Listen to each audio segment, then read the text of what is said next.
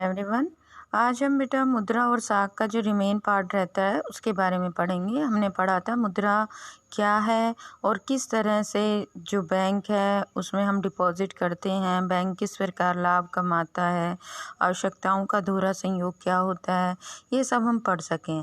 अब हम ये देखेंगे कि साख की दो विभिन्न स्थितियाँ। साख मतलब क्रेडिट, ऋण, यानी कि जब हम ऋण लेते हैं तो इसकी दो कंडीशन हो सकती हैं कि या तो हम जो ऋण लेते हैं उससे हमें प्रॉफिट हो जाता है और हम लाभ कमा जाते हैं और हम उस ऋण को भी आसानी से उतार देते हैं और अपना भी बचा जाते हैं। लेकिन कई बार क्या होता है कि हम ऋण से जो काम करते हैं, ऋण लेकर, कर्जा लेकर या लोन लेकर, तो उससे कई बार जो है नुकसान हो जाता है और स्थिति खराब हो जाती है और हम ना तो वो ऋण उतार पाते हैं और हम और कर्ज जाल में फंस जाते हैं।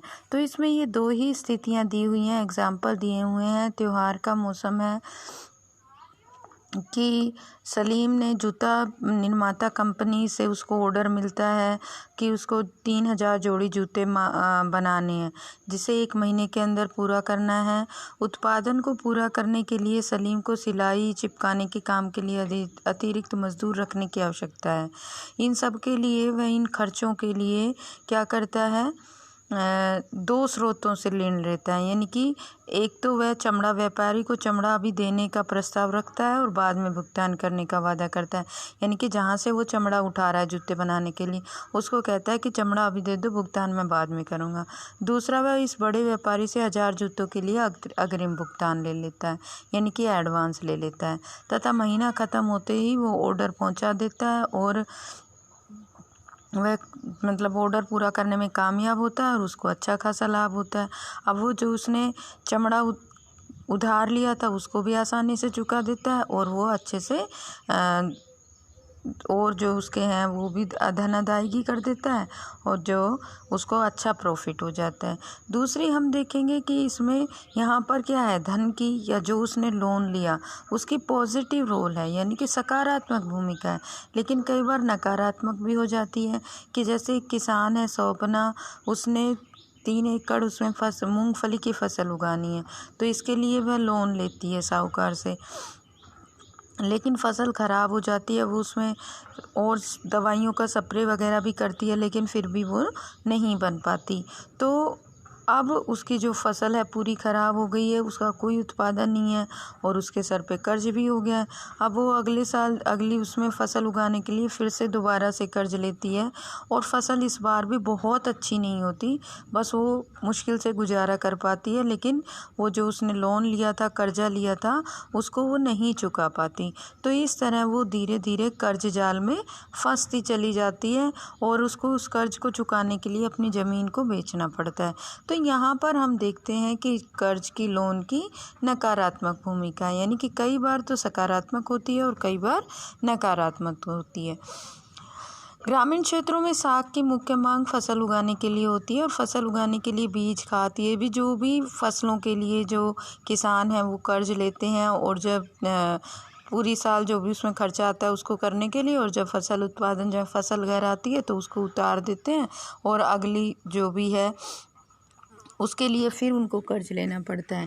लेकिन इस मामले में जो ऋण की कर्जदार की ऐसी परिस्थिति में धकेल देता है, जैसे जो नकारात्मक स्थिति होती है कि उसको बाहर निकलना जो है बहुत ही मुश्किल हो जाता है। अब बात आती है इसकी ऋण की शर्तें, यानी कि जो हम ऋण लेते हैं, लोन लेते हैं, कर्जा लेते हैं, उसकी शर्तें क्या होती हैं। हर ऋण समझौते में ब्याज दर निश्चित कर दी जाती है, जिसे कर्जदार महाजन को मूल रकम के साथ अदा करता है। यानी कि मान लो आपने किसी से 1000 रुपये लिए, तो आपके ऊपर वो जहाँ से भी आप लेते हो वो पहले ही फिक्स हो जाता है कि आप 2 रुपये % ब्याज दोगे, या कैसे परसेंट हमेशा 100 पे निकलता है, यानी कि 2 रुपये सैकड़ा जिसे हम बोलते हैं। ठीक है, तो आप 1000 रुपये पर कितना ब्याज दोगे 1 महीने का? ठीक है, 10 रुपये दोगे। तो इस तरह से वो पहले ही फिक्स हो जाती है। ऐसे ही जब हम लोन बैंकों से लेते हैं तो बैंकों की भी जो ब्याज दर होती है वो फिक्स होती है और हमें जो भी ऋण लेता है, देखो चाहे वो साहूकार है, चाहे हम किसी प्राइवेट सोर्स से ले रहे हैं या किसी सरकारी सोर्स से, सरकार के नियंत्रण वाले बैंक वगैरह से, सहकारी समिति वगैरह से, तो उसमें क्या होता है बेटा, ऋण की जो बैंक वगैरह या साहूकार जो भी हमें ऋण देते हैं उसके लिए वो समर्थक आधार मांगते हैं। अब इसमें कई 2 नंबर में हमेशा पूछा जाता है कि समर्थक ऋण आधार से आप क्या अभिप्राय है। इसका समर्थक ऋण आधार एक ऐसी संपत्ति होती है जिसका मालिक कर्जदार होता है, यानी कि जो कर्ज लेता है वो उसका मालिक होता है और वो उसको मतलब गारंटी के तौर पे जिससे वो ऋण लेता है उसको गारंटी के तौर पर उसके पास रखता है, यानी कि उसकी गारंटी देता है कि बाई चांस अगर वो कर्जा नहीं चुका पाता है तो वो जो कर्जदाता है, जो कर्ज देने वाला है, वो उसको जब्त कर लेगा। जैसे बैंक है, बैंक भी हमें समर्थक ऋण आधार पर लोन देते हैं। जैसे किसी ज़मीन पर दे दिया, किसी गाड़ी पर दे दिया, किसी भी चीज़ पर, ठीक है, लोन, यानी कि उनको कुछ ना कुछ गारंटी के तौर पे चाहिए कि ऐसे ही जो भी साहूकार या प्राइवेट सोर्स से ऋण लिया जाता है तो उसमें भी समर्थक ऋण आधार, यानी कि कुछ गारंटी के तौर पर उनको भुगतान प्राप्ति के लिए हमें गारंटी देनी होती है। तो जैसे कि जमीन है, बैंकों में जमा पूंजी है, पशु इत्यादि हैं, ये सब समर्थक ऋण आधार के आम उदाहरण हैं। और इनका उपयोग देखो, आप गाँव से बिलोंग करते हो, आपको पता होगा पशुओं पर भी लोन मिल जाता है बैंकों से थोड़ा बहुत, ठीक है। तो वो होता है समर्थक ऋण आधार। तो जब समर्थक ऋण आधार क्या है, एक ऐसी संपत्ति है जिसका मालिक कर्जदार होता है और इसका इस्तेमाल वह उधारदाता को गारंटी देने के रूप में करता है। अब बात आ जाती है आवास ऋण। ब्याज दर, समर्थक ऋण आधार, आवश्यक कागजात और भुगतान के तरीकों को सम्मिलित रूप से ऋण की शर्तें कहा जाता है। यानी कि कोई भी जो ऋण देता है, जो कर्जदाता है, वो पहले ही ये क्लियर करके चलता है कि आप ऋण किस तरह से चुकाओगे। देखो बैंकों से हमें इजीली लोन मिल जाता है सैलरी पे कि हम उसकी पेमेंट मतलब इंस्टॉलमेंट में करते रहते हैं। तो यानी कि पहले ही उसमें ये देखा जाता है कि इस व्यक्ति के पास आमदनी क्या है और किस आधार पर ये वापस कर्ज चुकाने की स्थिति में है या नहीं है। और अगर उस स्थिति में नहीं होता तो उसको कर्ज मिलना बहुत ही मुश्किल हो जाता है, ठीक है। अब इसमें ये कुछ एग्जाम्पल दिए हुए हैं कि ऋण हमें बैंकों के साथ साथ, जैसे साहूकार हम जमींदारों से ऋण देते हैं या गांव में कोई भी अड़ोस पड़ोस में जो भी पैसे वाला है उससे हम ले लेते हैं और बैंकों से लेते हैं। ऐसे ही जो सहकारी समितियां होती हैं उनसे भी ऋण लिया जाता है। बैंकों के अलावा ग्रामीण क्षेत्रों में सस्ते ऋण का एक अन्य स्रोत सहकारी समितियां भी हैं। सहकारी समिति के सदस्य अपने संसाधनों को कुछ क्षेत्र में सहयोग के लिए एकत्रित करते हैं और कई प्रकार की सहकारी समितियां हैं, जैसे किसानों की, बुनकरों की, औद्योगिक। कृषक सहकारी समिति सोनपुर के नज़दीक एक गांव में काम करती है। इसके 2300 किसान सदस्य हैं।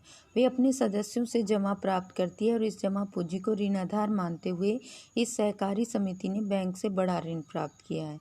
इस पूंजी का इस्तेमाल सदस्यों को कर्ज देने के लिए किया जाता है।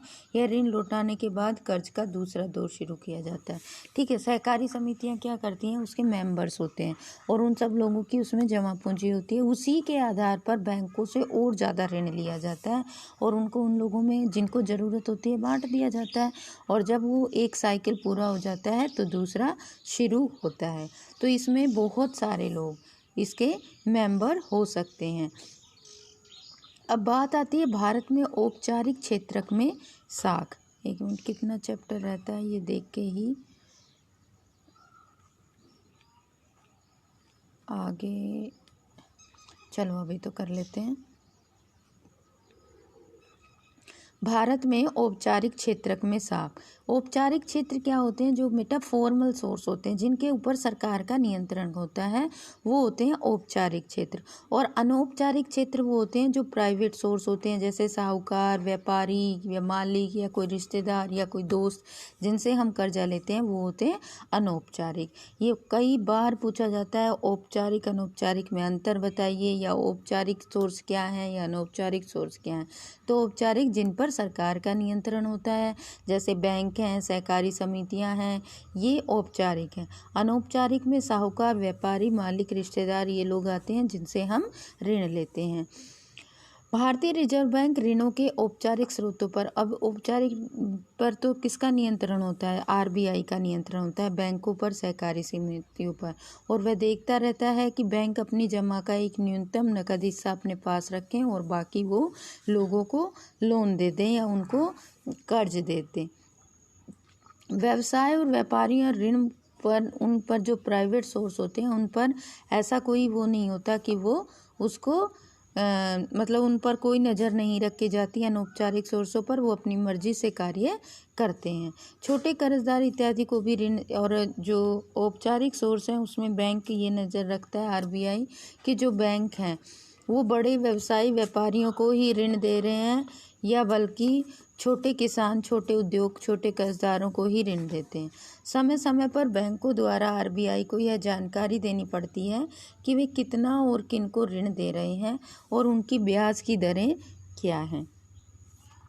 अनौपचारिक क्षेत्र में ऋणदाताओं की गतिविधियों को देखरेख करने वाली कोई संस्था नहीं है।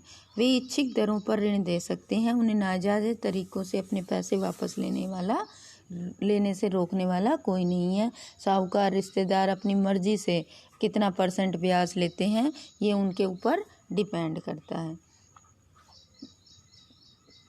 औपचारिक ऋणदाताओं की तुलना में अनौपचारिक क्षेत्र के ज़्यादा ऋणदाता कहीं अधिक ब्याज वसूलते हैं, इसलिए अनौपचारिक ऋणदाता कर्जदाता को अधिक महंगा पड़ता है। और जो ऊंची लागत का अर्थ है कि उसको जो कर्जदार है उसका अधिकतर हिस्सा ऋण की अदायगी में ही खर्च हो जाता है, इसलिए कर्जदारों के पास अपने लिए बहुत ही कम आय बचती है और इस तरह वो एक मतलब बहुत ज़्यादा उनको प्रॉफिट नहीं होता। लेकिन अगर हम औपचारिक सोर्स से अगर हम ऋण लेते हैं सरकारी नियंत्रण वाले, तो उसमें हमें बहुत ही कम दर से ब्याज देना पड़ता है और उसकी शर्तें भी आसान होती हैं, उस पर ज़बरदस्ती नहीं थोपा जाता, तो इस तरह से उसमें ज़्यादा फ़ायदा होता है। औपचारिक और अनौपचारिक साख से क्या मिलता है? शहरी क्षेत्रों के लोगों के लिए ऋण के औपचारिक और अनौपचारिक महत्व को दिखाया गया है। गरीब से अमीर लोगों को 4 भागों में बांटा गया है। आप देख सकते हैं इस तालिका में, ये तालिका जो दी हुई है, ठीक है, कि शहरी क्षेत्रों के निर्धन परिवारों की कर्जों में 85% ज़रूरतें अनौपचारिक स्रोतों से पूरी होती हैं। ठीक है, इस तुलना की आप शहरी इलाका अमीर परिवारों से कीजिए। आप देख सकते हैं उन्हें केवल 10% कर्ज अनौपचारिक स्रोतों से लेना पड़ता है। इसमें बेटा ये दिखाया गया है इस तालिका में कि जो गरीब लोग हैं शहर के, उनको ऋण मिलने में दिक्कत होती है क्योंकि वो समर्थक ऋण आधार की गारंटी नहीं दे पाते। लेकिन जो शहर के 10% भी अमीर हैं, उनकी अगर देखा जाए तो उनकी 90% जो ज़रूरतें हैं वो औपचारिक स्रोतों से पूरी होती हैं, यानी कि उनको जो सरकारी नियंत्रण वाले क्षेत्र के हैं उनको वहाँ से आसानी से कर्जा मिल जाता है क्योंकि वो समर्थक आधार गारंटी के तौर पर जमा करा पाते हैं। और दूसरा, अगर हम देखें कि औपचारिक स्रोत ऋण का विस्तार होना चाहिए क्योंकि यह ऋण सभी लोगों को जो है आसान शर्तों पर सभी लोगों को प्राप्त हो सके। वर्तमान समय में अमीर परिवार ही औपचारिक स्रोतों से ऋण प्राप्त करते हैं जबकि गरीब परिवारों को अनौपचारिक स्रोतों पर निर्भर रहना पड़ता है। यह जरूरी है कि औपचारिक ऋण का अधिक समान वितरण हो ताकि गरीब परिवार भी सस्ते ऋण का फ़ायदा उठा सकें। अब बात आ जाती है निर्धनों के स्वयं सहायता समूह, तो ये हम नेक्स्ट उसमें पढ़ेंगे। 1 मिनट कितना बचता है ये देख लेते हैं हम। अच्छा यही है बस, तो ये तो अभी कर लेते हैं। निर्धनों के स्वयं सहायता समूह। स्वयं सहायता समूह ये होता है बेटा, जैसे 8-10 लोग मिलकर अपनी, जैसे आपने कभी सुना हो जो कमेटी वाला सिस्टम होता है कि 10 लोग मिलकर लॉटरी या कमेटी डालते हैं और जिसको ज़रूरत होती है वो पहले उसकी किस्त ले लेता है, बाद में उसकी जो किस्त है वो बढ़ता रहता है और जिसको ज़रूरत होती है हर महीने वो उसको उठाता रहता है। ठीक है, तो अनौपचारिक स्रोत भारत के सभी ग्रामीण क्षेत्रों में बैंक मौजूद नहीं है। जहाँ कहीं मौजूद भी हैं, बैंक से कर्ज लेना अनौपचारिक स्रोत से कर्ज लेने की तुलना में ज़्यादा मुश्किल होता है, क्योंकि बैंक की बहुत सारी शर्तें जो होती हैं वो हमें पूरी करनी पड़ती हैं और तब हमें जाकर जिन ऋण आधार के लिए कागजों की ज़रूरत पड़ती है उन सबको पूरा करने के बाद ही हमें ऋण मिल पाता है। ऋण आधार की अनुपलब्धता एक प्रमुख कारण है जिससे गरीब बैंकों में ऋण नहीं ले पाते। दूसरी ओर अनौपचारिक ऋणदाता जैसे साहूकार है, कर्जदार है, व्यक्तिगत स्तर पर जानते हैं और इस कारण अक्सर बिना ऋण आधार के भी ऋण देने के लिए तैयार हो जाते हैं। कर्जदार ज़रूरत पड़ने पर पुराना ऋण चुकाए बिना भी नया कर्ज लेने के लिए साहूकार के पास जा सकते हैं, लेकिन उसकी दरें जो होती हैं वो बहुत ही ऊंची होती हैं और जो निर्धन है वो कर्जदारों को तंग करते हैं। इसलिए कुछ पिछले वर्षों में हमने देखा है कि स्वयं सहायता समूह जो हैं वो बहुत ही मतलब एक बड़े क्षेत्र में उभर कर सामने आ रहे हैं। इसमें 15-20 जो सदस्य होते हैं वो नियमित रूप से मिलते हैं और जो भी अपनी बचत करते हैं उसको जमा कर लेते हैं, ठीक है। और सदस्य अपनी ज़रूरतों को पूरा करने के लिए छोटे कर्ज समूह से ही कर्ज लेते हैं और इन कर्जों को मतलब जो उस स्वयं सहायता समूह के जो सदस्य होते हैं जिसको ज़रूरत होती है उसको पहले वो चीज़ दे दी जाती है और उसके बाद वो उसकी मतलब हर महीने किस्त या इंस्टॉलमेंट के रूप में उसकी अदायगी कर देता है। तो इस तरह से जो लोग हैं वो साहूकार, जमींदार या अमीर व्यक्तियों के जो ऊंची दर वाले कर्ज हैं उससे वो बच जाते हैं और वो जिस टाइम उनको ज़रूरत, मान लो अभी मुझे ज़रूरत है और मैंने अभी लॉटरी डाली तो उसमें मेरे पास 5-7 हज़ार रुपये हैं, 5,000 मैंने दे दी, लेकिन मुझे ज़रूरत 50,000 की, तो मैं उससे क्या करूँगी? स्वयं सहायता समूह से पहले ही महीने 50,000 ले लूँगी और हर महीने 5-5 हज़ार इंस्टॉलमेंट में देती रहूँगी। नेक्स्ट मंथ जिसको ज़रूरत होगी वो ले लेगा, नेक्स्ट उससे ज़रूरत होगी वो ले लेगा, ठीक है। और इस तरह से जिस टाइम मुझे ज़रूरत थी उस टाइम मुझे इजीली वो मिल गया और बाद में मैंने उसकी अदायगी कर दी। तो प्रेजेंट टाइम में ये स्वयं सहायता समूह भी बहुत अधिक उस पर हमारे अब प्रेजेंट टाइम में इनका जो है विस्तार हो रहा है।